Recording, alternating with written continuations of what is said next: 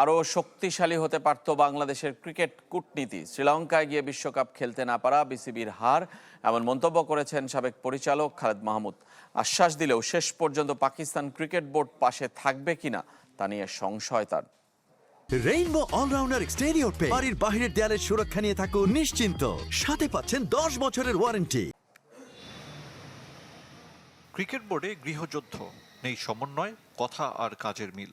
পরিচালকদের বেফাঁস মন্তব্য, কারো বিরুদ্ধে ফিক্সিংয়ের অভিযোগ, কেউ নীরবে ছেড়েছেন পরিচালক পদ। ভারতের বিকল্প হিসেবে শ্রীলঙ্কায় গিয়ে বিশ্বকাপ খেলতে চেয়েছিল বাংলাদেশ, সেটাও হলো না। নিরুপায় হয়ে বৈশ্বিক আসর বয়কট। অনেকের মতে ক্রিকেট কূটনীতিতে বিসিবি চরম ব্যর্থতা। কারচুপি ক্রিকেট বোর্ড অনেকে এরকম কিছু কথা বলে, যেই কাজটা করার উচিত একটা ক্রিকেট বোর্ড ডিরেক্টর হিসেবে, সেই কাজটা করতে ওরা মনে ব্যর্থ হচ্ছে বারবার। বিসিবিকে পাশে থাকার আশ্বাস দিলেও পাকিস্তান ক্রিকেট বোর্ডের অবস্থান নিয়ে যথেষ্ট সংশয়। আইসিসিকে চাপে ফেলতে কঠোর সিদ্ধান্ত নিতে পারবে কি পিসিবি? পাকিস্তান তো আমাদের পাশে থাকবে কি থাকবে না এর আগে কতবার ছিল, কারণ আমরা জানি না। যাদেরকে আমরা বলি যে আমাদের এত শহীদ রক্তের বিনিময়ে বাংলাদেশ স্বাধীন, তারা আমাদের কতটা পাশে দাঁড়াবে সেটাই সবচেয়ে বড় কথা। কিন্তু এখন দাঁড়াচ্ছে, সময় মতো আবার দাঁড়াবে কিনা সেটাই হলো সবচেয়ে বড় কথা।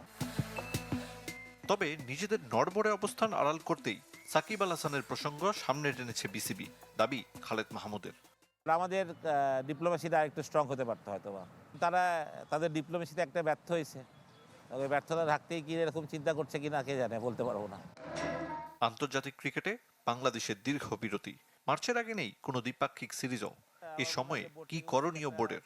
কোনো টুর্নামেন্ট অর্গানাইজ করা, যেটা ছেলেরা ব্যস্ত থাকে ক্রিকেট নিয়ে, সবচেয়ে বড় কথা। খালি ক্যাম্প করলেই হবে না, ম্যাচ খেলতে হবে। এখন এত সুন্দর সিজন, ক্রিকেটের সময় যাচ্ছে, আমাদের ক্রিকেটের মাঠে যত তাড়াতাড়ি করাতে পারবে, ভালো একটা টুর্নামেন্টের আয়োজন করা যেতে পারে।